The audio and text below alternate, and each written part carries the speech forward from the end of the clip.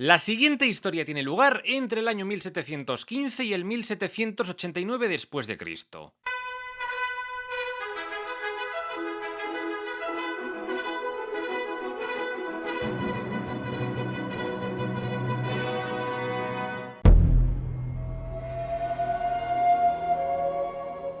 Tras conocer la historia del Rey Sol, hoy toca adentrarnos en la vida de su bisnieto, el rey Luis XV el Bienamado. Al igual que el de su antecesor, fue un reinado bastante largo, que duró 58 años y 261 días, el segundo más largo de toda la historia francesa. Y al igual que su antecesor, Luisito no pudo reinar de primeras porque era un crío de 5 años, por lo que tuvo que haber una regencia entre 1715 y 1723. Ese regente sería uno de los tíos del rey, Felipe II de Orleans. Durante esta época, el Felipe este ordenó el traslado de la corte del Palacio de Versalles al Palais Royal, situado, como ya conté anteriormente, en el centro de París. Su idea era tener más controlado al rey, pero tamaña responsabilidad no hizo que abandonara todos sus vicios. Y es que durante la regencia, el regente Felipe II no paró de dar fiestas desenfrenadas en los salones del palacio y de organizar unas orgías loquísimas. Y todo ello con la complicidad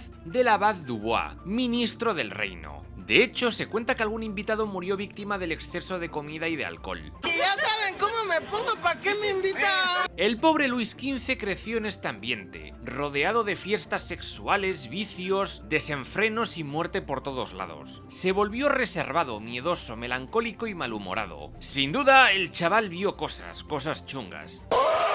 La única que parece que le daba algo de cariño era la princesa española Mariana Victoria de Borbón, la hija mayor de Felipe V de España, con quien le prometieron matrimonio cuando ella tenía 4 años y el rey 11. Pero un buen día la echaron del palacio y la devolvieron a su país. Venga, pues nada, gracias por haber venido a tomar por culo de aquí. Por cierto, ¿recordáis que os dije que ahora Francia y España eran supercolegis porque en ambos reinos gobernaban Borbones? Pues no. Entre 1717 y 1720 hubo una guerra entre ellos, la Guerra de la Cuádruple Alianza. El Sacro Imperio, Francia, Saboya, Gran Bretaña y las Provincias Unidas de los Países Bajos fueron todos en contra de Felipe V de España. ¿Y por qué empezó este conflicto? Pues porque el rey español quería recuperar los territorios italianos que habían formado parte de España hasta hacía muy poquito. Algún resquemor tiene que tener, es evidente. Además, poco antes, este rey se había casado con Isabel de Farnesio, princesa de Parma, y parece ser que ella le metió un poco de cizaña. Y lo mismo con un clérigo de su confianza,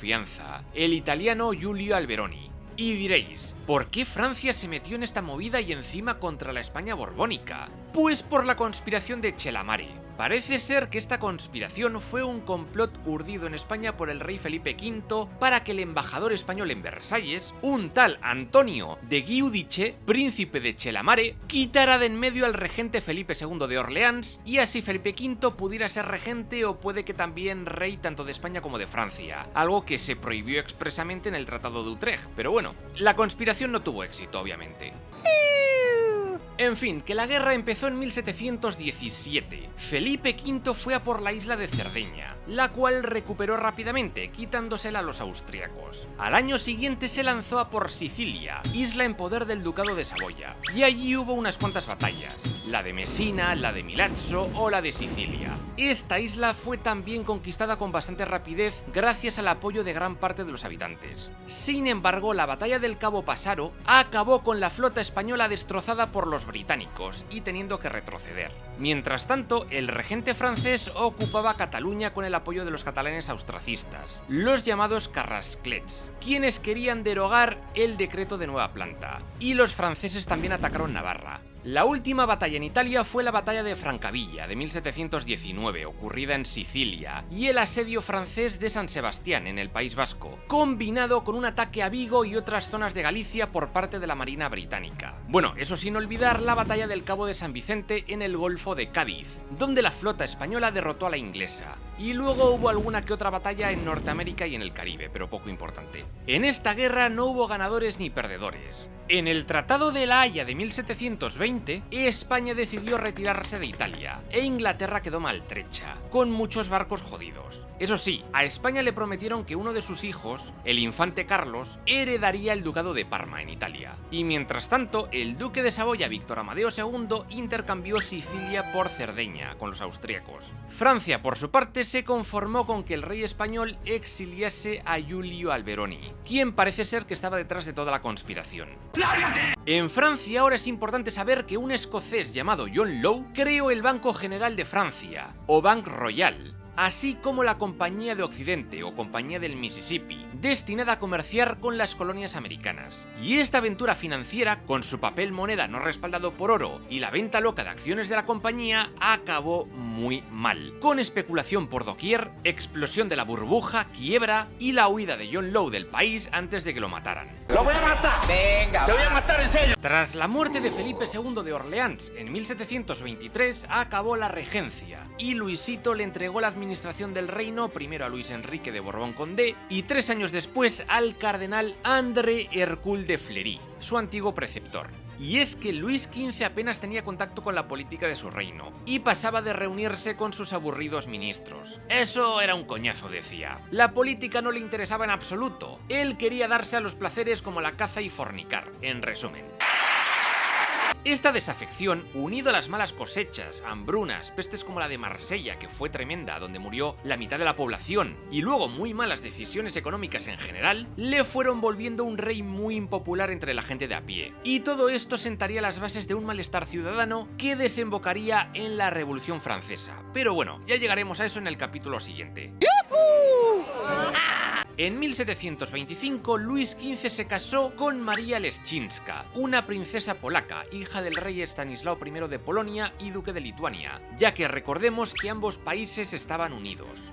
Bueno, el Estanislao en aquellos años ya no era rey, ya que había sido destronado por Augusto II de Polonia con ayuda de Rusia, y ahora vivía exiliado en el ducado de Lorena. El caso es que, con María, Luis XV tuvo 10 hijos. La primera fue Luisa Isabel, luego hubo 2 hijas más, luego estaría Luis Fernando, que sería el Delfín, pero no llegaría a reinar nunca, y luego el resto, que o bien murieron en la infancia o no tuvieron descendencia, menos la última que se metió a monja. Como venía siendo habitual, el rey tuvo multitud de amantes, y con ellas aparecieron hijos ilegítimos. María estaba hasta los ovarios de tanto embarazo, y tras el 10º dijo que ya no quería más, y ella y el rey se distanciaron. Él se fue con sus amantes y ella se apoyó en la fe y en el cariño de sus hijos, y fue famosa en París por sus obras de caridad. Muy buena gente para todos, muy buena gente. En 1730 hubo movida porque el rey exigía que la bula papal Unigenitus fuese registrada como ley del reino. Esto provocó una fuerte oposición del Parlamento de París, compuesto por galicanistas y jansenistas, que eran un grupo de puritanos cristianos. Y es que la bula iba mayormente contra el jansenismo, al que consideraba como algo herético. Pero bueno, al final hubo paz cuando los parlamentarios se sometieron a ella. Corrían malos tiempos por Francia. Pestes y malas cosechas provocaron hambrunas y muchas revueltas populares. Y encima, una nueva guerra se estaba preparando en Europa. ¡Tengo miedo! Entre 1733 y 1738, Luis XV se involucró en la Guerra de Sucesión Polaca.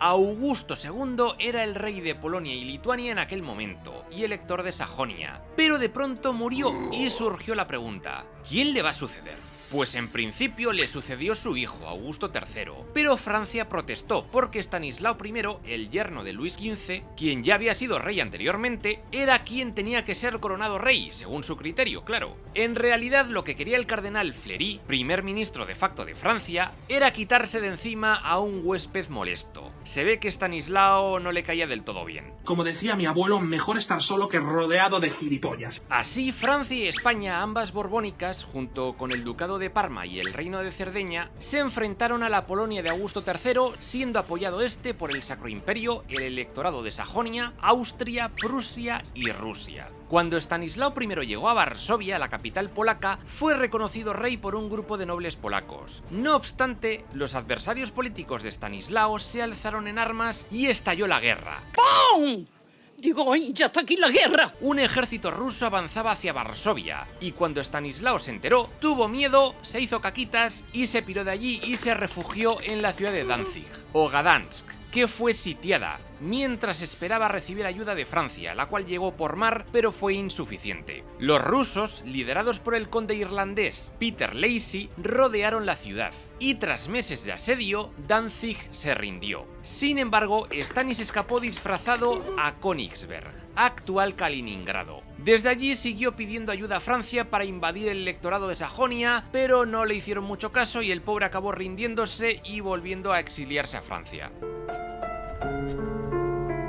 ¿Y qué hacía Francia mientras tanto? Pues aprovechar el follón para invadir zonas del Rin y de Lorena, como Philipsburg, zona gobernada por el joven duque Francisco III de Lorena. También, junto con los sardos, invadieron la Lombardía y ocuparon la ciudad de Milán. Mientras tanto, las tropas españolas desde la Toscana invadieron el reino de las dos Sicilias. Eso era lo único que le interesaba a España, y no el trono del Estanislao ese que hablaba un idioma rarísimo.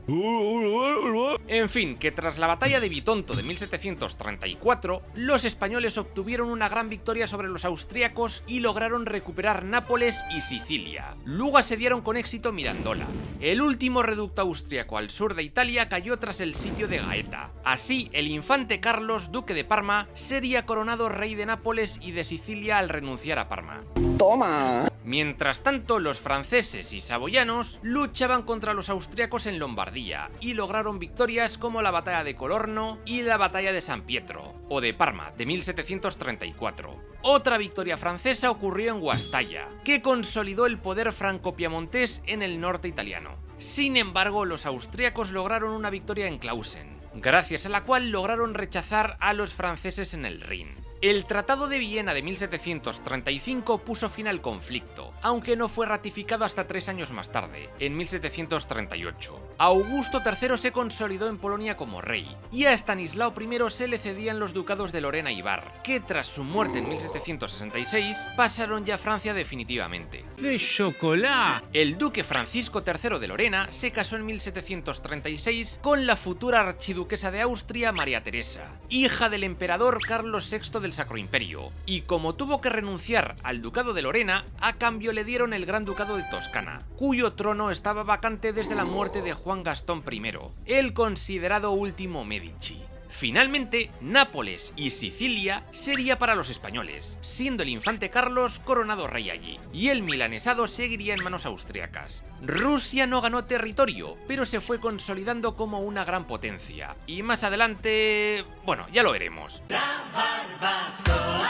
Solo 2 años después de firmar el jodido tratado de paz, hubo una nueva guerra de sucesión. Es de locos, pero es lo que hay, así es la edad moderna. Esa fue la guerra de sucesión austríaca que tuvo lugar entre 1740 y 1748. También se la conoce como la Guerra de la Pragmática Sanción. Pongámonos en contexto. Carlos era el archiduque Carlos III de Austria y a la vez emperador del Sacro Imperio Romano Germánico con el nombre de Carlos VI, el mismo que se había postulado como rey de España en la Guerra de Sucesión Española y acabó perdiendo. El caso es que en 1740 murió y dejó el archiducado de Austria a su hija María Teresa de Habsburgo, la que se había casado con Francisco de Lorena. ¿Cuál era el problema? Que la ley sálica prohibía a las mujeres gobernar en Austria. Aunque eso sí, tiempo atrás, en 1713, Carlos VI ya había promulgado la pragmática sanción, porque no conseguía tener hijos varones. Y esta ley servía para eso, para que pudieran gobernar las mujeres. Pero no todos en el Sacro Imperio lo veían bien. ¡Oh, qué machista! Soy machista. Por otro lado, Federico II de Prusia, o Federico el Grande, el joven rey de Prusia, decidió invadir la provincia de Silesia,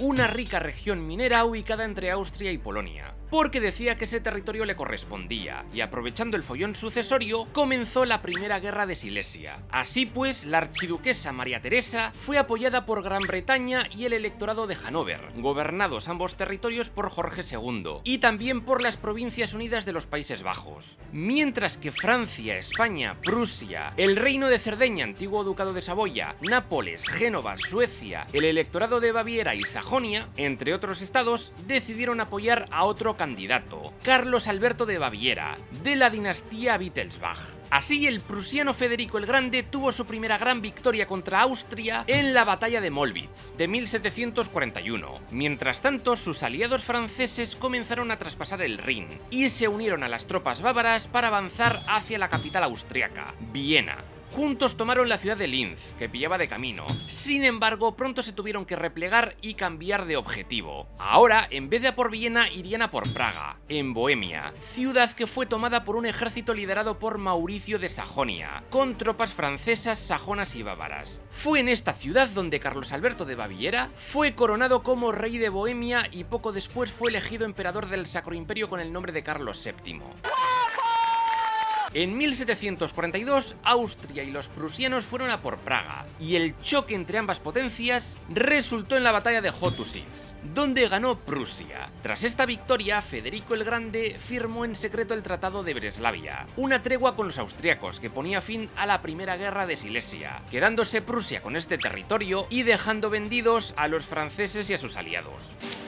Gentilla. En mitad de este conflicto, en el año 1743, el cardenal Fleury murió y Luis XV decidió asumir el gobierno de su reino. A ver, realmente siguió delegando bastante porque él prefería estar de fiesta, pero empezó a hacer cositas. 2 años después, casó a su hijo Luis Fernando con María Teresa de España, y en la celebración, el rey conoció a una hermosa burguesa casada de nombre Jeanne Antoinette Poisson, mejor conocida como la Marquesa de Pompadour o Madame de Pompadour. Ambos se enamoraron y el rey logró separarla definitivamente de su marido, un financiero francés, y así Madame de Pompadour se convirtió en su amante favorita. Y no solo eso, también esta mujer influyó mucho en su política. De hecho, en 1758 logró imponer a un colega suyo como ministro, el duque de Choiseul, que fue como la manita derecha del rey. Peligro. Peligro, ¿eh? La guerra de sucesión austríaca continuaba. De mayo de 1743 destaca la batalla de Simbach, una victoria austríaca. Al mes siguiente, las tropas anglo-hanoverianas, apoyadas por Austria y dirigidas por el rey Jorge II de Gran Bretaña, derrotaron a las tropas francesas en el corazón de Alemania, en la batalla de Dettingen de 1743. Esta fue la última ocasión en la que un rey británico mandó personalmente a sus tropas en el campo de batalla, y también destaca porque el compositor alemán Händel compuso un himno en recuerdo de esta batalla. Francia también fue a atacar la Bélgica austríaca, pero justo María Teresa de Austria hizo un pacto con Carlos Manuel III de Cerdeña, quien cambió de bando, y junto con Gran Bretaña fueron a expulsar a los españoles de Italia. En resumen, un nuevo frente en Lombardía. Es como fuck. En América, estas potencias también se dieron de leches en la Guerra del Rey Jorge, o Tercera Guerra Intercolonial, que duró de 1744 a 1748. Aquí los ingleses lograron tomar en 1745 la fortaleza francesa de Louisbourg, en la isla del Cabo Bretón, que defendía la entrada del río de San Lorenzo, aunque eso sí, los ingleses no pudieron penetrar en el Canadá francés. Aparte estaba la Guerra del Asiento, o Guerra de la Oreja de Jenkins, que fue una guerra de Inglaterra contra España en la zona caribeña. Hubo ataques a Panamá, a Cuba, pero sin duda el asedio más famoso fue el de Cartagena de Indias, en la actual Colombia, donde el almirante español Blas de Lezo logró una gran victoria sobre los ingleses. Si queréis conocer este hecho en detalle, aquí os dejo el vídeo. ¡Oh, yeah! Y esta guerra también llegó hasta la India, y se tradujo en la Primera Guerra Carnática, la primera de 3, y fueron llamadas así porque Francia y Reino Unido se pelearon por el control de la línea costera que iba de Nellore a Tamil Nadu. En 1746, una flota francesa liderada por el almirante Bourdonnais logró hacerse con el control de Madrás, principal puesto inglés en la región. Luego lograron repeler un ataque inglés que pretendía conquistar el centro de poder francés, Pondicherry. Francia les rechazó, pero a pesar del éxito, su flota quedó muy tocada. Hundido. Volvamos a Europa, que la cosa estaba calentita. En Italia la cosa cogía forma. La flota de Tolón tuvo un pequeño enfrentamiento con los ingleses, que tuvieron que retirarse. Luego un ejército franco-español, apoyado por Nápoles, logró derrotar a las tropas austriacas en la batalla de Velletri, o de Nemi. Tras eso, hubo una segunda batalla cuando los austriacos fueron allí a secuestrar al rey napolitano, pero cuando llegaron, este ya había huido. Y otra batalla a destacar es la victoria hispano-francesa sobre los traidores sardos en la batalla de Madonna del Olmo. Por otro lado, los franceses invadieron los Países Bajos austríacos en mayo de 1744 y tomaron Menin e Ypres, y luego sitiaron Tournai, una importante fortaleza militar. En respuesta, el general austriaco Carlos de Lorena invadió Alsacia y Francia se tuvo que replegar. Viendo que gran parte del ejército austriaco estaba invadiendo Francia, en agosto de 1744 estalló la Segunda Guerra de Silesia, porque Federico el Grande vio que Austria recuperaba fuerzas y se estaba preparando para reconquistar Silesia. Silesia. Debido al ataque prusiano, las tropas austríacas se retiraron de Alsacia para defender Bohemia, y Francia se quedó más tranquila, ya que tenía un problemón gordo, y es que Luis XV estaba enfermo de viruela. Parecía que iba a palmar, aunque al final se recuperó. Y mientras tanto, Federico el Grande tuvo una serie de fracasos, más que nada porque de sus 36.000 soldados, la mitad murió por disentería, y al final acabó retirándose de Silesia. Llegamos a 1745. El emperador Carlos VII murió y fue coronado como nuevo emperador el marido de María Teresa, el gran duque Francisco I. Esto fue un gran revés para la alianza franco-prusiana, sin duda. El hijo del difunto Carlos y duque de Baviera, Maximiliano III José, trató de imponerse porque quería ser emperador, pero fue derrotado por los austriacos en la batalla de Vilshofen y más tarde en Pfaffenhofen, o como se diga, ambas ocurridas en Baviera. Y tras esto el Maximiliano este dejó de molestar. Francia siguió atacando los Países Bajos austriacos y en la batalla de Fontenoy de 1745 obtuvo una victoria decisiva contra los anglo-hanoverianos, los imperiales y contra los holandeses. Gracias a esto, en los años siguientes, Francia obtuvo el control de Gante, Oudenarde, Brujas, Tournai y Ostende, y en general de todos los Países Bajos austriacos, lo que hoy es Bélgica en resumen. Mientras tanto, Federico de Prusia logró una gran victoria contra Austria y Sajonia, en la batalla de Hohenfriedberg, una de sus más grandes victorias, ocurrida cuando María Teresa trataba de recuperar Silesia. Y a esta le siguieron una victoria en Soor, cerca de Praga, otra en Hennersdorf y otra más en Kesselsdorf, en Sajonia. Con esto, la Segunda Guerra de Silesia acabó y Federico se quedó con esta tierra. Por otro lado, Gran Bretaña abandonó la guerra por un levantamiento jacobita que tuvo lugar en la zona de Escocia. Así pues, mientras Alemania dejaba de ser un teatro militar activo, Francia se centró más en luchar tanto en los Países Bajos austriacos como en Italia. Fue allí donde Génova se alió con Francia y España para pelear contra Cerdeña. Así, un ejército franco-español derrotó a los sardos en la batalla de Basignana. Gracias a esto, los hispano-franceses tomaron el control de Alessandria, Valenza y Casale Monferrato. ¡Toma! Llegamos a 1746. Las tropas francesas en Bélgica lograron tomar Amberes y luego lograron expulsar a holandeses y austriacos de la zona de Bruselas y el río Mosa, siendo la ciudad de Bruselas ocupada finalmente por Francia. Los austriacos de Carlos de Lorena fueron a apoyar a los holandeses, pero fueron derrotados en la batalla de Rocou, cerca de Lieja. Sin embargo, las tropas francesas en Italia fueron perdiendo fuelle. Los austriacos, ahora liberados del frente prusiano, atravesaron Tirol y capturaron Génova, que cayó tras un breve asedio. Poco después, los dos bandos se encontraron cara a cara en la batalla de Piacenza, de 1746, que terminó con una victoria austriaca sobre un ejército español que estaba hecho mierda. Eso sí, poco después, los genoveses lograron expulsar a los austriacos de su ciudad tras la revuelta popular del Valilla, que ya comenté en los vídeos sobre Génova. En 1747 los franceses avanzaban imparables hacia la República Holandesa. Gracias a la victoria francesa en la batalla de Laufeld, pusieron en sitio Maastricht, que tardaría meses en caer, y también sitiaron la ciudad de Bergen op Zoom, ciudad que acabó rodeada por unas trincheras gigantescas mientras era bombardeada con gran violencia. De julio de 1747 destaca la batalla de la Sieta, ocurrida en la frontera franco-saboyana, en el valle de Susa concretamente. El pequeño ejército sardo, escondido en un fuerte sobre una colina, logró una victoria rotunda sobre los franceses, que le superaban en número, y el comandante francés, Belle-Île, palmó de un disparo. Finalmente, esta guerra de sucesión austriaca acabó en 1748 con el Tratado de Aquisgrán, o de Aix-la-Chapelle. María Teresa se quedaría como archiduquesa de Austria, pero Prusia se quedó con Silesia. Su marido, Francisco de Lorena, acabó confirmado como emperador del Sacro Imperio, y ambos tendrían una hija, la famosa María Antonieta.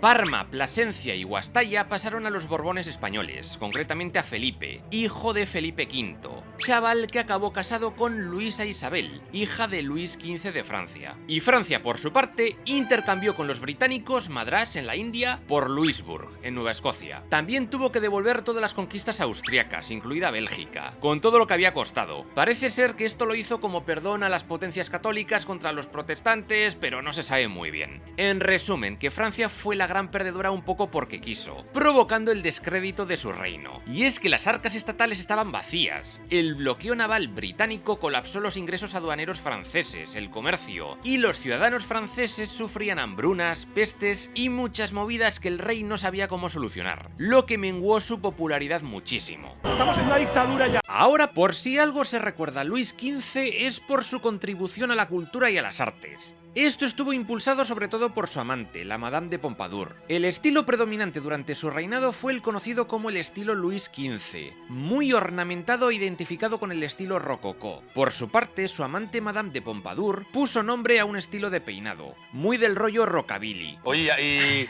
¿y has puesto la denuncia al peluquero? Un pintor famoso de esta época fue Jean-Siméon Chardin, conocido por sus retratos y naturalezas muertas, aunque el pintor favorito del rey fue François Boucher, de estilo galante rococó, famoso por pinturas idílicas, alegóricas sobre pastores y mitología. En cuanto a compositores barrocos franceses destacan Jean-Philippe Rameau y François Couperin. Se cuenta que un joven Mozart también estuvo tocando música en la corte del rey francés, pero eso es otra historia. El arquitecto favorito del rey fue André Jacques Gabriel. De él destaca el pequeño Trianon, un pequeño palacio en los jardines de Versalles construido por Luis para la Pompas. Para su hijo ordenó construir el teatro de ópera dentro del palacio, que tenía un aforo de la leche, mejor que algunos cines y teatros de por aquí. Este arquitecto también se encargó de la Escuela Militar de París, el cuartel de la Marina, el Palacio de Compiègne y el Hotel de Crillon. En París, el rey construyó la Plaza Luis XV, ahora llamada Plaza de la Concordia. Antes había una estatua ecuestre del rey, pero la tiraron durante la Revolución Francesa y pusieron un obelisco egipcio. Excuse me. También destaca el Panteón de París, que comenzó su construcción en 1758. Se trata de una iglesia neoclásica construida en la montaña de Santa Genoveva, aunque luego se usó para otros menesteres. Su arquitecto fue Jacques-Germain Soufflot. La iglesia de Saint-Philippe du Roulet, también neoclásica, y el Arco del Triunfo de París fueron obras de Jean Salgrin. También se construyeron escuelas, como la Real Escuela Naval de Le Havre, para la formación de oficiales de la Marina, la Escuela Nacional de Puentes y Caminos, que es la escuela de ingeniería civil más antigua del mundo que sigue en funcionamiento en la actualidad, y también la Real Escuela de Ingeniería de Messiers, de ingeniería militar. Aparte, este rey promovió la fábrica de porcelana de Sèvres. Otro palacete importante fue el Palacio de Chantilly, propiedad de los príncipes de Condé,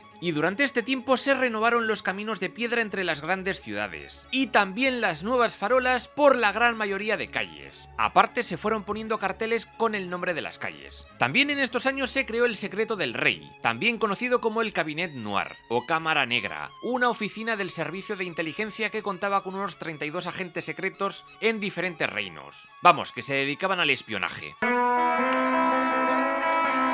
Otra cosa importante que hay que conocer de este periodo en el ámbito cultural fue todo el tema de la Ilustración. ¿Y qué es la Ilustración, os preguntaréis? Pues fue un movimiento cultural e intelectual promovido por una burguesía ascendente que comenzó a mediados de este siglo XVIII. Aquí surgieron conceptos como la libertad ante la tiranía o el absolutismo, la igualdad ante la ley y en contra de los privilegios de los señores feudales y aristócratas, la tolerancia, la fraternidad, el individualismo, la búsqueda de la felicidad, la soberanía de la razón, la racionalidad sobre la fe, el antropocentrismo, el pragmatismo. En el ámbito político, esto se tradujo en ideas antimonárquicas e ideas prodemocráticas y prorrepublicanas, aparte de la separación entre Iglesia y Estado. En resumen, los ilustrados sostenían que el conocimiento humano podía combatir la ignorancia, la superstición y la tiranía para construir un mundo mejor. Buscaban reformar la sociedad frente al abuso de poder, del absolutismo y la rigidez de la sociedad estamental del antiguo régimen.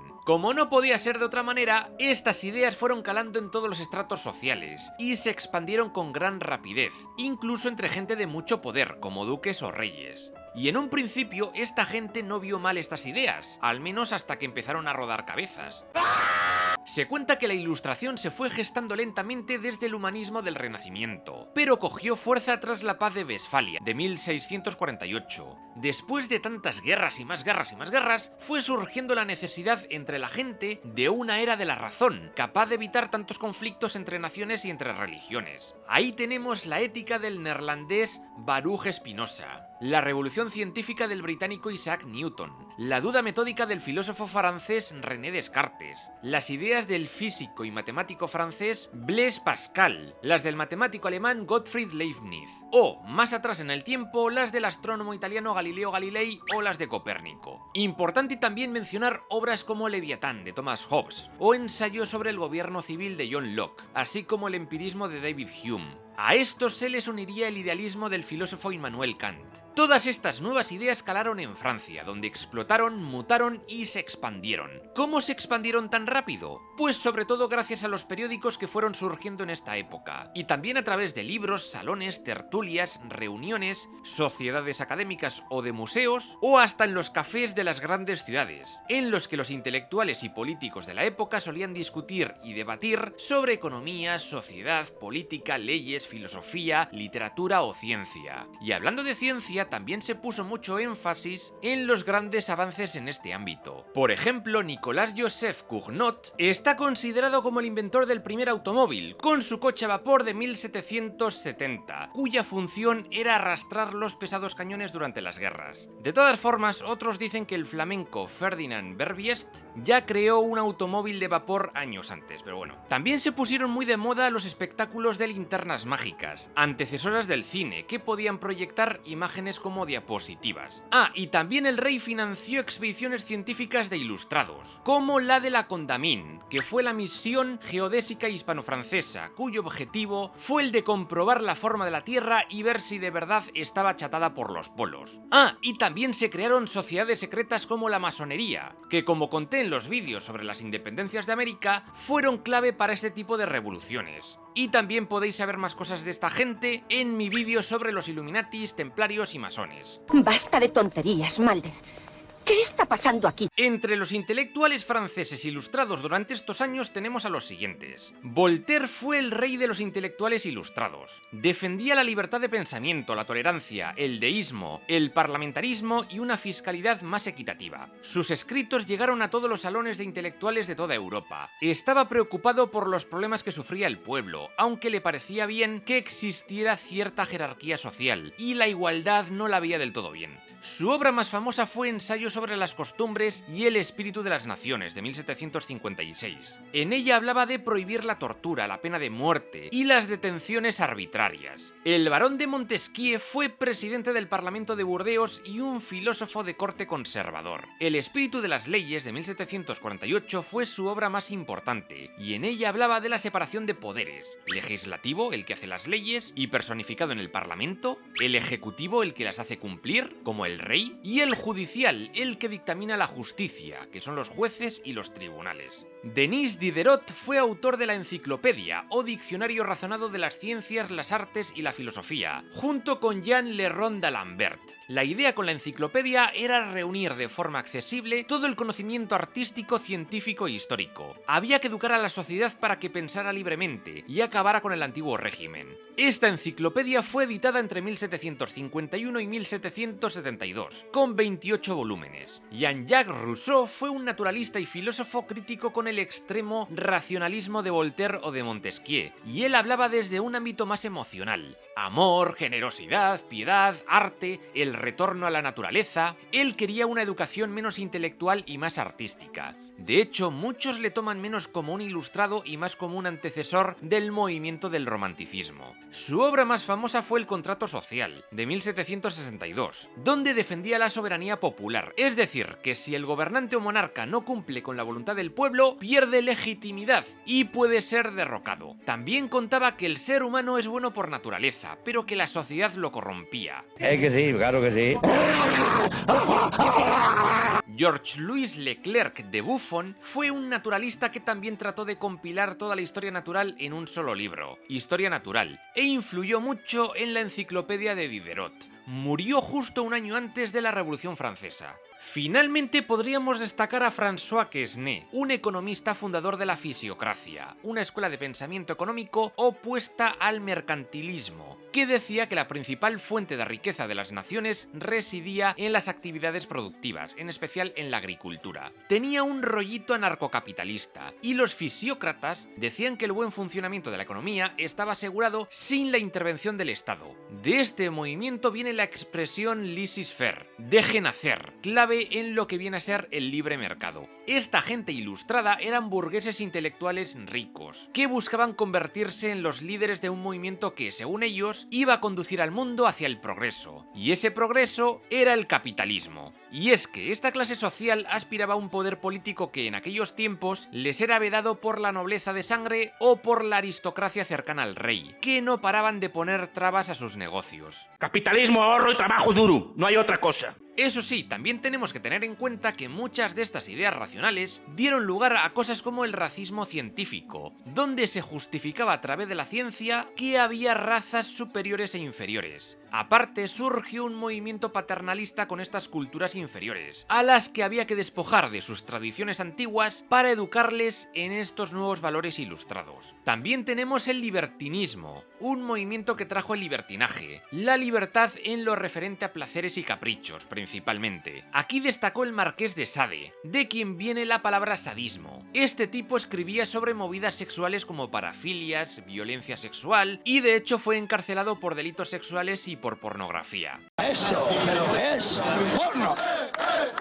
Como ya digo, muchos monarcas europeos comenzaron a tomar ciertas decisiones ilustradas para contentar a estos burgueses, muchas veces de forma tímida y como arma política. Eso fue conocido como despotismo ilustrado, todo para el pueblo pero sin el pueblo. Y es que los reyes empezaron a ver a estos burgueses como entes muy productivos, que traían riquezas al reino, algo que no pasaba con la nobleza, que vivían un poco de las rentas. Así pues, las nuevas leyes estuvieron en la línea de aumentar la tolerancia a los no católicos, a abolir la tortura, la pena de muerte y cosas así. En general, Luis XV rebajó las penas más severas del Código Penal para poder llevarse bien con esta gente. Mira si es buena persona. Ahora viajemos un poco a las colonias francesas. En 1718, Jean-Baptiste Lemoine-Bienville, gobernador de la Luisiana, fundaría Nueva Orleans, llamada así en homenaje al regente real Felipe II, duque de Orleans. Este lugar se convertiría en la capital de la Luisiana francesa. Entre 1748 y 1754 se desató en la India la Segunda Guerra Carnática. Comenzó como una guerra civil entre dos reyezuelos musulmanes, que se disputaban la corona de Hyderabad, y Francia y Gran Bretaña se liaron con distintos bandos por sus propios intereses, y Francia acabó perdiendo el control de Madrás. Justo después, entre 1754 y 1763, tuvo lugar la Guerra Franco-India, que acabaría solapada con la Guerra de los 7 años que veremos después. Como siempre, las colonias de Francia y España se aliaron para pelear contra su gran némesis, Gran Bretaña. Cada bando estaba aliado con diferentes tribus indígenas, y luego había tribus indígenas que luchaban contra ambos bandos europeos. Un lío de narices. Durante esta guerra, los británicos querían conquistar toda Canadá, y lo lograrían. Pero eso luego lo veremos. Ups, spoiler. En 1754, el delfín de Francia Luis Fernando, junto con María Josefa de Sajonia, su nueva esposa, tuvo un hijo varón, el futuro Luis XVI, quien sería famoso por casarse con María Antonieta, hija del emperador Francisco I del Sacro Imperio, y por acabar sin cabeza por la guillotina durante la Revolución Francesa. En estos años también hubo movida en el Parlamento de París. Los parlamentarios reclamaban menos impuestos y más poder político, siguiendo las ideas ilustradas de un libro escrito por el abogado Louis-Adrien Lepage, que decía que monarquía y parlamentos debían tener el mismo estatus de poder y que los parlamentos debían limitar el poder real. Obviamente el rey no le hizo mucho caso.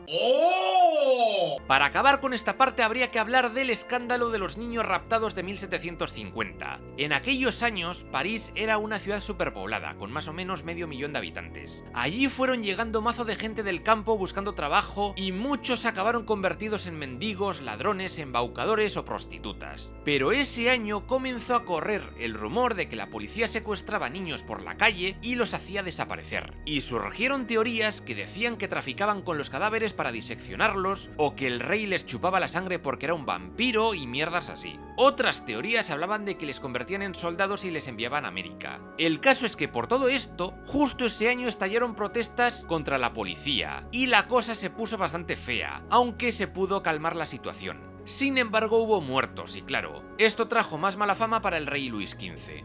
Creo que me voy a ir a Las Vegas. Año 1756. Aquí comenzó la Guerra de los 7 años.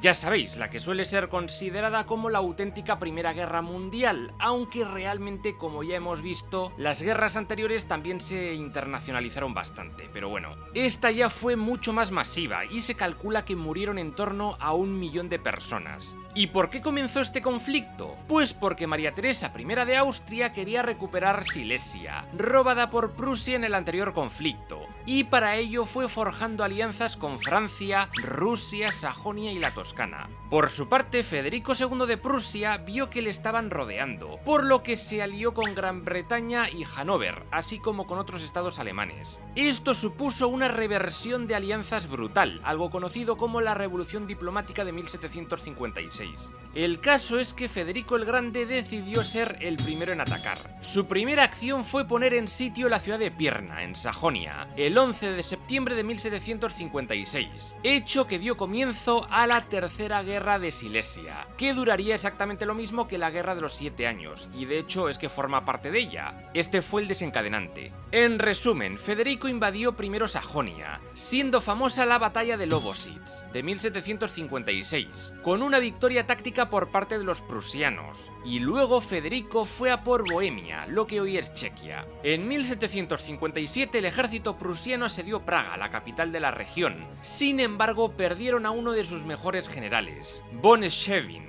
cuando durante la batalla le dispararon en la cabeza. Pronto los austríacos lograron frenar el avance prusiano tras la batalla de Kolín. Y es que Prusia lanzó un ataque un tanto precipitado y un poco descoordinado, y tras 5 horas de combate tuvieron que retirarse.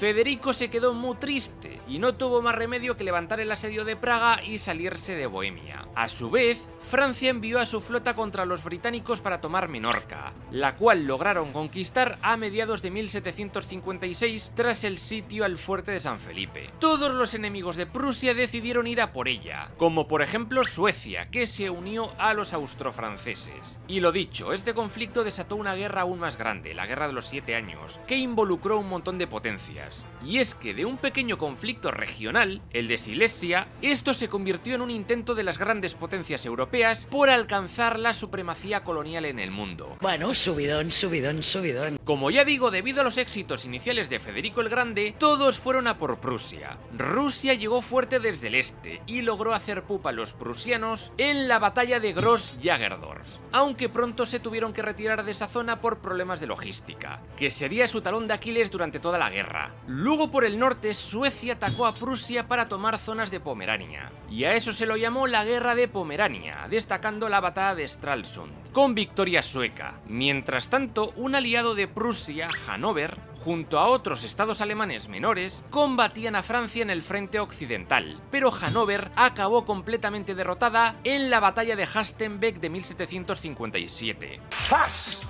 En toda la boca. Las cosas se estaban complicando para Prusia, con derrotas en Olomouc y Darmstadt, pero Federico logró reponerse y machacar a todos sus enemigos en 3 batallas de las que salió victorioso. La primera fue la de Rosbach, de 1757, victoria sobre el ejército franco-alemán que avanzaba por el oeste, entrando en Sajonia. Fue la única batalla de esta guerra entre Francia y Prusia, ya que Hannover se recompuso y actuaría como muro de contención contra Francia el resto del conflicto. La segunda victoria fue la de Leuthen, contra los austríacos en Silesia. Posiblemente esta fue la mayor victoria de Federico el Grande, donde 22.000 soldados austríacos acabaron muertos, heridos o capturados. De aquí es famoso que los granaderos prusianos atacaron un cementerio de la localidad que estaba defendido por un regimiento austriaco. Y también el teniente general prusiano Driesen logró cargarse al teniente general austriaco Lucchese en un enfrentamiento mano a mano. Y la tercera victoria de Federico el Grande fue la batalla de Zorndorf, de 1758, contra el Imperio ruso. Estos habían invadido la Pomerania Oriental y se acercaban por el este para tratar de llegar hasta la capital prusiana, Berlín. Los cosacos y calmucos rusos incendiaron la ciudad de Zorndorf antes de la batalla, y luego llegó Federico y les machacó a todos. Gracias a esto, el prusiano pudo frenar a los rusos. Sin embargo, los suecos fueron ganando terreno, y la derrota de Federico contra los austríacos en la batalla de Hochkirch le dejó bastante debilitado. A partir de este punto, Fede tuvo que adoptar una táctica defensiva hasta el final de la guerra. Bastante cansada. Los franceses de Luis XV tuvieron que enfrentarse a una invasión inglesa por mar, los llamados descensos. Primero fueron a por Rochefort, luego a por Cherburgo y finalmente destaca la batalla de Saint-Cast, ganada por Francia. Por otro lado, Francia fue perdiendo terreno por el oeste alemán, especialmente tras su derrota en la batalla de Krefeld. Tras este revés, el nuevo secretario de Estado y secretario de Guerra fue el duque de Choiseul. De poco sirvió porque ya en 1759 los franceses volvieron a ser derrotados por los britano-hanoverianos en la batalla de Minden. Vamos, que los británicos se fueron contentísimos de allí. Y para empeorar las cosas, un tipo trató de asesinar al rey Luis XV de una cuchillada cuando salía de Versalles. Lo dejó grave, pero se recuperó y el asesino acabó ejecutado, obviamente. En 1759, rusos y austríacos derrotaron a los prusianos en la batalla de Kai, o de Palzig, y un poco más tarde en la batalla de Kunersdorf, siendo los austríacos dirigidos por el mariscal de campo Ernst von Laudon. Esta derrota en Kunersdorf fue el revés más grande en la vida de Federico el Grande, en donde perdió la mitad de su ejército. Y a eso le siguió una gran derrota en Maxen, un territorio sajón, y otra más ante los suecos en la batalla naval de Neuwark, o de Frieseshafen. Mientras tanto, Francia estaba preparando una gran flota en la bahía de Quiberon con la intención de invadir las islas británicas. Sin embargo, de pronto llegaron los barcos británicos y empezaron a cañonear a todos. Esa fue la batalla de los Cardenales. La Royal Navy logró arrasar con todo y el plan francés de invadir Inglaterra se hundió igual que sus barcos. Hundido. Año 1760. Rusos y austríacos parecían estar petándolo, incluso llegaron a tomar Dresden, Sajonia, pero no supieron aprovechar sus victorias, lo cual posibilitó que Federico se recompusiera. Así, poco después logró dos grandes victorias, la de la batalla de Liegnitz, venciendo con una inferioridad numérica de 3-1, y la batalla de Torgau, en Sajonia. Aunque eso sí, los austrorrusos lograron ocupar Berlín, la capital prusiana, aunque solo unos meses, luego ya les echaron de allí. Mientras tanto, los franceses seguían intentando avanzar hacia el interior de Alemania, pero nada, no había manera. Otra nueva derrota en la batalla de Warburg. ¡Otra y otra! 1761 fue un mal año para Prusia. Fue derrotada por los rusos en Kolberg, robando así un puerto importante en el mar Báltico. Tras eso, los austríacos lograron tomar Svitnica, y los suecos volvieron a vencer a los prusianos en la batalla de Neuensund. Gran Bretaña pensaba que Prusia colapsaría de forma inminente, pero eso no sucedió. En ese mismo año, Francia logró alguna que otra victoria, como la batalla de Grunberg, contra Prusia y Hannover, y hasta tomaron Kassel, la capital de Hesse-Kassel. Sin embargo, volvieron a ser derrotados en Billinghausen y luego en Wilhelmsthal, derrota tras la cual Francia se vio prácticamente perdida. En 1762 la guerra cambió. ¿Por qué? Pues porque la emperatriz rusa Isabel I palmó y su sucesor Pedro III era mega fan de Federico el Grande, por lo que cambió de bando.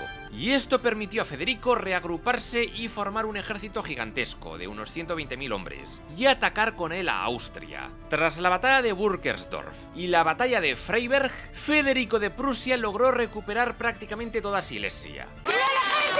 Y mientras tanto, ese mismo año, dos nuevas potencias entraron en la guerra. Resulta que Gran Bretaña declaró la guerra a España y Portugal se unió a la primera contra los españoles. Esta pequeña guerra dentro de la Guerra de los 7 años fue conocida como la Guerra Fantástica. Las tropas españolas invadieron Portugal y tomaron Almeida, pero lograron frenarles en la batalla de Valencia de Alcántara. Al final, los angloportugueses vencieron en la batalla de Marbao, de 1762.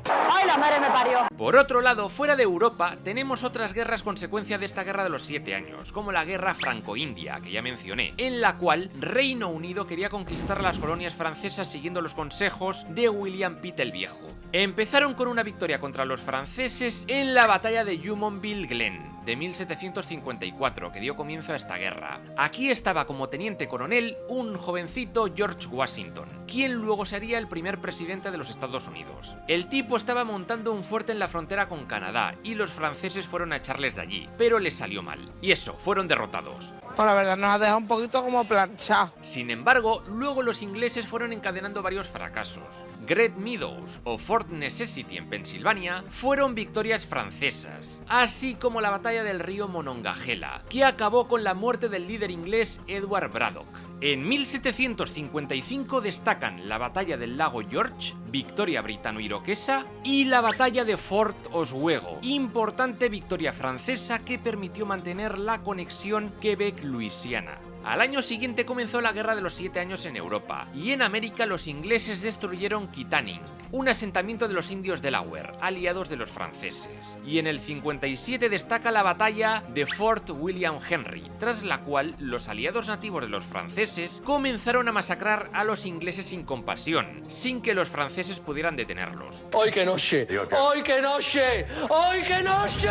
Otra derrota británica fue la batalla de Fort Carillon, de 1758, a orillas del lago Champlain, aunque al otro lado del océano los británicos lograron apoderarse del fuerte de San Luis, la principal colonia francesa en Senegal. Los británicos fueron reponiéndose poco a poco y ganando terreno. Así pues, los franceses perdieron la ciudad de Louisbourg, en Nueva Escocia, tras un breve asedio, y luego también Fort Frontenac, en Ontario. En 1759 Inglaterra fue capaz de arrebatar gran parte del territorio canadiense a Francia tras sus victorias en las batallas de Ticonderoga y la de Fort Niagara. Y tras esto llegó el remate final, la batalla de las llanuras de Abraham, muy cerquita de Quebec.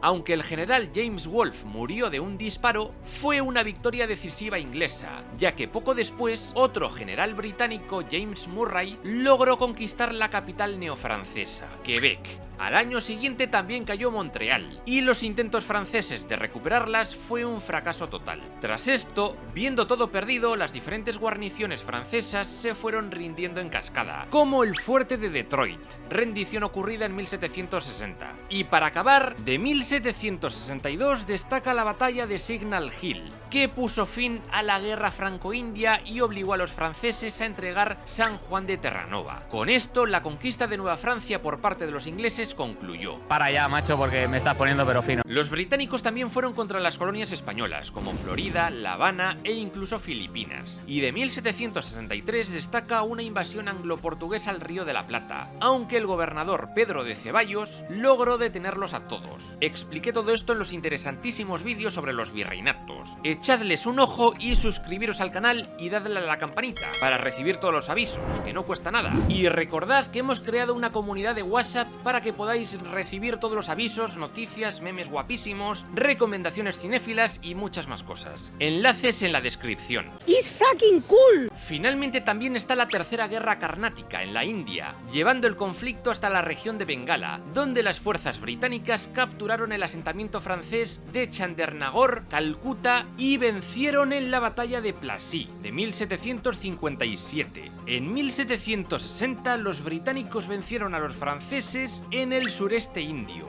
en la batalla de Wandiwas o Bandavasi, posibilitando la invasión inglesa de los Circars septentrionales. Finalmente, Pondicherry, la capital colonial francesa en la India, cayó al año siguiente.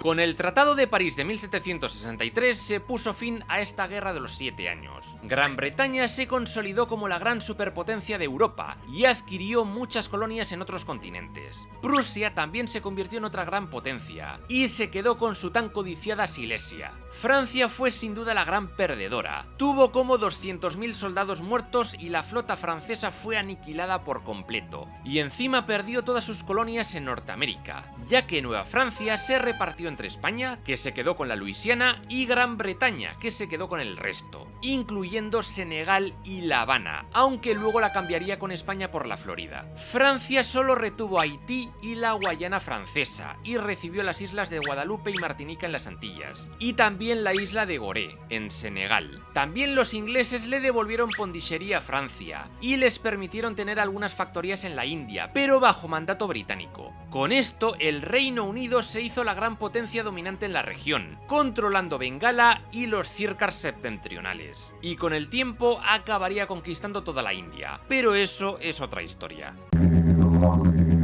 Un poquito antes de acabar la guerra, en 1763, el ministro Choiseul expulsó a los jesuitas de Francia, cuya dependencia del papado chocaba con el mayoritario galicanismo de los franceses. La excusa fue el proceso contra el padre Lavalette, un jesuita de Martinica que había fundado una compañía comercial cuya ruina arrastró a diversos comerciantes marselleses. Por si esto no fuera poco, hablemos ahora de la bestia de Gévaudan. Si sois amantes de la criptozoología, esto os va a molar. Resulta que una criatura misteriosa y desconocida comenzó a cargarse a gente en Gévaudan, una localidad situada al sur de Francia. Entre 1764 y 1767 se contaron unas 113 muertes y varios heridos. Fue tal la situación de alarma que se convocó una movilización masiva de tropas reales para cazar a la maldita criatura, que todo apuntaba que era como un lobo grande. Al final parece que un lobo de grandes dimensiones fue cazado por un tal Jean Chastel, y las muertes pararon, así que parece que se cargaron a la bestia correcta. Por cierto, existe la película del Pacto de los Lobos, que va justamente de esto, aunque mezclado con mucha fantasía, pero está guay. Es la película más mala en todo lo que he visto de películas, esta película. Entre 1766 y 1769 tuvo lugar la primera guerra anglo-Mysore entre la Compañía Británica de las Indias Orientales y el Reino Indio de Mysore. Los británicos querían controlar el sur indio y Francia tenía miedo, pero no participó. Participó en la Segunda Guerra, luego lo veremos. Un pequeño éxito de Francia fue que en 1769, tras la batalla de Ponte Novo, lograron conquistar toda la isla de Córcega, que en aquel tiempo era una república independiente liderada por Pasquale Paoli. Poco antes había sido de Génova, y esta debía a Francia una deuda, y esa deuda era Córcega, así que los franceses tuvieron que ir a conquistarla. Gracias a esta conquista, los franceses pudieron defender mejor sus intereses en el mar Mediterráneo. Y como curiosidad, justo ese año y en esa isla, en Ajaccio concretamente, nacería uno de los franceses más famosos de la historia, Napoleón Bonaparte. Bueno. ¡Artista! En 1770, el rey Luis XV destituyó al ministro Choiseul y creó un triunvirato con 3 nuevos ministros de línea más dura, más promonárquica y menos ilustrada. Fueron el canciller de Maupeou, el abad Terré como controlador de finanzas y el duque de Aiguillon en exteriores, quien era un antiguo comandante de Bretaña. Entre estos 3 decidieron cerrar todos los parlamentos, exiliar a los parlamentarios y reemplazar estas instituciones por tribunales de justicia civil. Solo se respetó el Parlamento de París, pero se hicieron muchos cambios. Esta abolición de los parlamentos provinciales permitió al gobierno real promulgar más fácilmente nuevas leyes y recaudar nuevos impuestos sin oposición. ¿Qué vas a hacer con el dinero? Cuéntanos. Pues mira, yo me quiero operar las tetas. Tras la muerte de la Pompadour en 1764, Luis XV se echó una nueva amante, Madame du Barry. Esta mujer no gustaba a todos en la corte, y unos la recibieron bien y otros, sobre todo la aristocracia más antigua, la despreciaron, entre ellos su hijo el delfín Luis Fernando. Por cierto, el Luis Fernando este murió en 1765, con 36 años de edad. Ahora quedaba como heredero su jovencito hijo Luis, de 11 años. 5 años después le casaron con María Antonieta, hija del recién fallecido emperador Francisco I y de María Teresa de Austria. Como curiosidad, en una celebración por su boda, murieron 130 personas debido a una avalancha humana causada por unos fuegos artificiales. Aunque me haya roto la pierna, la fiesta sigue. Aparte de este Luis, quien acabaría siendo rey, Luis Fernando tuvo otros 2 hijos que también acabarían siendo reyes de Francia, pero después de la Revolución Francesa y de Napoleón, porque sí, la Revolución Francesa no fue el fin de la monarquía. Ya lo veremos.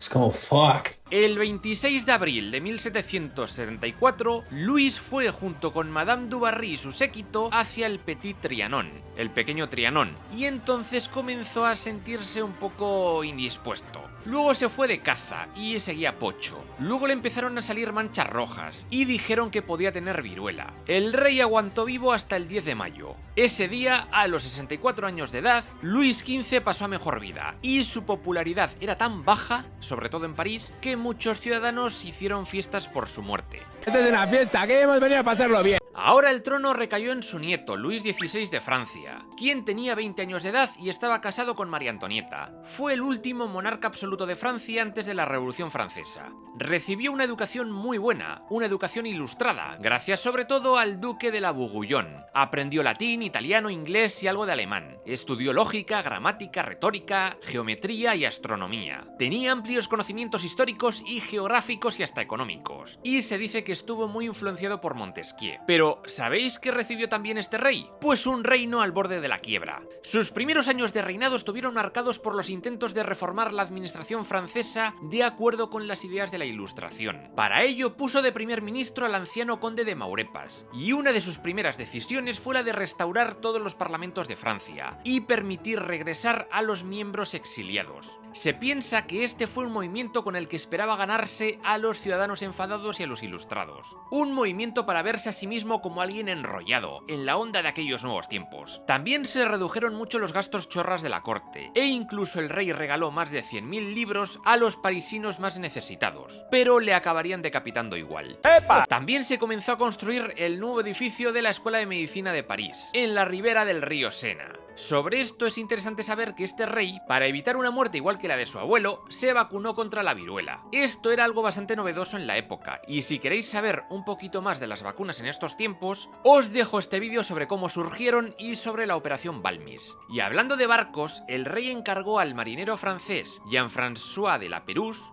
dar la vuelta alrededor del mundo y cartografiar el Océano Pacífico, aunque durante el viaje, por 1788, desapareció sin dejar ni rastro. Se especula que la tripulación fue masacrada por una tribu en las islas Vanikoro. Otra curiosidad, en 1783 el rey asistió al despegue del primer globo aerostático, con el científico Jean-François Pilatre de Rosier a bordo. Fue el primero de muchos experimentos, y en otro, él y su acompañante acabaron estrellándose, convirtiéndose ambos en las dos primeras víctimas de un accidente aéreo de la historia. ¡Bravo, bravo! El reinado de Luis XVI comenzó de forma bastante convulsa, pues en 1775, su segundo año de reinado, hubo una serie de malas cosechas que condujo a la Guerra de las Harinas. Esto fueron una serie de motines y revueltas ocasionadas por las malas cosechas y por el incremento de precios de los granos de harina y de pan. Muchos culparon de toda esta movida al ministro de Finanzas Turgot, quien poco antes había establecido la liberalización del comercio de grano. También se cuenta que la revuelta pudo haber sido espoleada por nobles y burgueses, ya que las reformas liberales de Turgot les estaban perjudicando. Y es que el Turgot este era mega ilustrado, un fisiócrata, y aparte de liberalizar la economía, también quería crear un sistema de asambleas piramidales para el pueblo, eliminar impuestos a los pobres para imponérselos a la nobleza y el clero, eliminar las corveas, que era la obligación de los siervos para trabajar gratuitamente las tierras de un noble. Y finalmente Turgot también quería difundir las ideas de la Ilustración a través de un sistema de educación pública. En resumen, la nobleza francesa e incluso los parlamentarios reaccionaron a estas reformas ilustradas con bastante hostilidad, y sus intentos por evitar su implementación tuvieron éxito. El sustituto del ministro de Finanzas Turgot fue Jacques Necker, un banquero ginebrino y protestante, y sus soluciones a corto plazo fueron dos: préstamos y loterías, y no funcionaron del todo bien. Esto es un desastre de país por todos los sitios. Volvamos a América. En 1776, los colonos norteamericanos se rebelaron contra la metrópoli, Gran Bretaña, y buscaron la independencia. Francia y España apoyaron a estos colonos para desgastar a Gran Bretaña y a ver si podían recuperar las colonias perdidas en la Guerra de los 7 años. Pero no se consiguió mucho. Alguien importante que financió esta ayuda a los colonos fue un escritor, dramaturgo y espía a tiempo parcial de nombre Beaumarchais. El Barbero de Sevilla y Las bodas de Fígaro son obras suyas. Otro apoyo a los estadounidenses fue el Marqués de Lafayette. Luchó como general con los americanos y se hizo amigo de George Washington o Thomas Jefferson, y luego será importante durante la Revolución Francesa. Pero sigamos con la Guerra de Independencia estadounidense. Destaca la victoria francesa contra la flota inglesa en la batalla de Ouessant, de 1778, en la costa francesa. Sin embargo, Francia perdió muchos soldados en el sitio de Savannah, ocurrido al año siguiente en el actual estado de Georgia. En 1780, el general francés Agustín de Lavalme murió luchando contra los nativos aliados de los británicos y poco después volvieron a fracasar en el sitio de Charleston. Sin embargo, en 1781 Francia comenzó a ganar terreno. Ayudó a los insurgentes americanos en dos batallas decisivas, la batalla de la bahía de Chesapeake y la batalla de Yorktown, que supuso la rendición de los británicos. También de ese año es el sitio de Pensacola, en Florida, donde franceses y españoles tomaron esta ciudad, y al año siguiente los franceses protagonizaron una exitosa expedición a la bahía de Hudson. Gracias a todo esto, en 1783, los colonos americanos ganaron y obtuvieron la independencia de Inglaterra, naciendo así los Estados Unidos de América. ¡América! ¡Woo! El problema es que Francia, aunque victoriosa, tampoco ganó mucho. Recuperó zonas del Senegal, algunas islas caribeñas como Santa Lucía y Tobago, la isla de San Pedro y Miquelón en Terranova, algunas escalas comerciales en la India, pero perdieron como 6 millones de libras, un pastizal, sin contar las vidas humanas. Eso sí, el gran problema no fue todo esto, sino que la independencia de los Estados Unidos y la creación de una república democrática con su constitución, su separación de poderes y su libertad económica, y en resumen todas las ideas ilustradas llevadas a la práctica, contribuyó a que este pensamiento se expandiera por Francia aún más si cabe. Una pregunta que mucha gente se hace es, ¿por qué Luis se metió en este conflicto?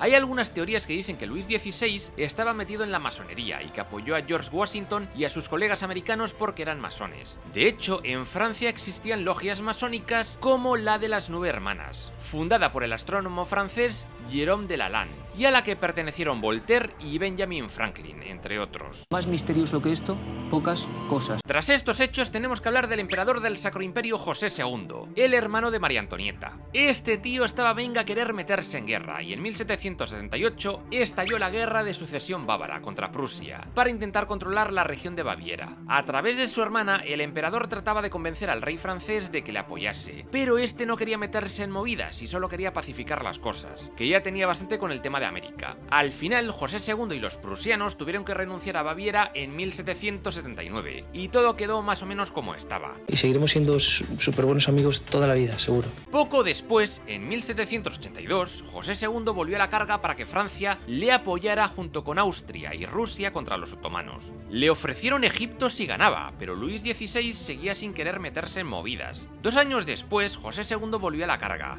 Ahora el tío quería el apoyo del rey francés para abrir el río Escalda para fomentar el comercio de los Países Bajos austriacos o una movida así, pero eso iba en contra de los tratados internacionales y era una movida. Al final, Luis XVI le dijo: «Mira, José, tío, paso de tus mierdas, que estoy muy mal económicamente, coño, y últimamente tengo al pueblo revoltosillo, déjame en paz ya, tío». Es usted muy pesado. Luis XVI y su esposa María Antonieta comenzaron a tener hijos a partir de 1778. Tardaron mucho en tenerlos porque parece ser que el rey era una persona extremadamente tímida y mojigata, y hasta se dice que ambos vivían en habitaciones separadas. Pero bueno, al final se les pasó la tontería, empezaron a echar polvetes y acabaron teniendo 4 hijos. La primera fue María Teresa, apodada Madame Royal. Luego un tal Luis que murió de niño, otro Luis que fue considerado rey pero que nunca llegó a gobernar, y otra niña que palmó rápido. Tras estos 4 nacimientos, Luis XVI dijo que ya no quería tener más relaciones sexuales. Y claro, eso dejó a María Antonieta patidifusa, y acabó buscándose por Versalles placeres adúlteros.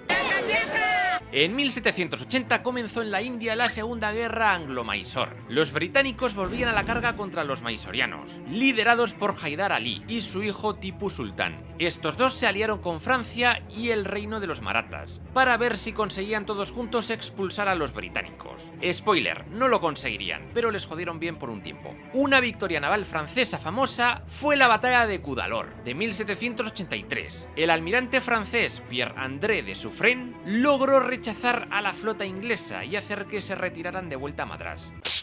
¡A tu casa! En 1781 el primer ministro Maurepas murió de gangrena y fue sustituido por el conde de Vergennes. Justo ese mismo año, el ministro de Finanzas Necker elaboró un informe presupuestario denunciando todos los gastos de los privilegiados de la corte, algo con lo que había que acabar. ¿Y qué pasó? Pues que estos privilegiados se volvieron contra él y hicieron que el rey le destituyera. El cargo fue entonces para el conde Charles Alexandre de Calonne. El plan fiscal de este tío fue fomentar la iniciativa industrial y comercial, eliminar privilegios a nobles y clero, crear un impuesto único sobre propiedades de la tierra, la libre circulación de cereales y crear asambleas en detrimento de los parlamentos. Es decir, algo parecido a lo de Necker. El resultado, mazo de protestas. ¡No doy una! Los privilegiados del reino convocaron una asamblea de notables para hablar con Calón. Este trató de convencerles de que Francia estaba en bancarrota y tenían que aprobar impuestos sobre sus tierras. Pero muchos de estos nobles estaban arruinados por la exigente vida cortesana de Versalles y dependían de esos privilegios para poder mantener su estilo de vida.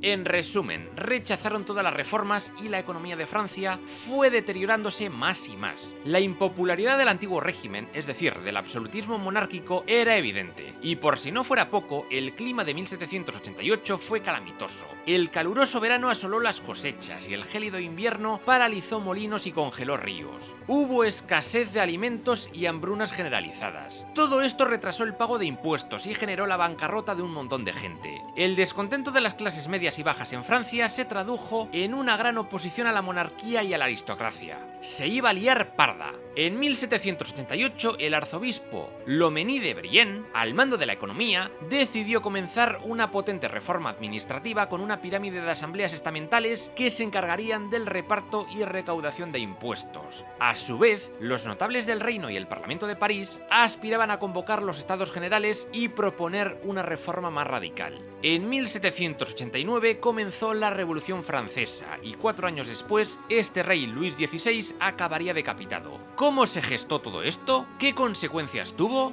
Lo veremos en el siguiente capítulo. Y aquí acaba este vídeo. Si te ha gustado, deja un buen like y suscríbete a este canal si no lo estás ya. Aquí te dejo otros vídeos de historia que podrían gustarte. Y recuerda que mi primera novela ya está disponible en Amazon. Adrosaurópolis, el cataclismo celestial. Nos vemos muy pronto con más historia.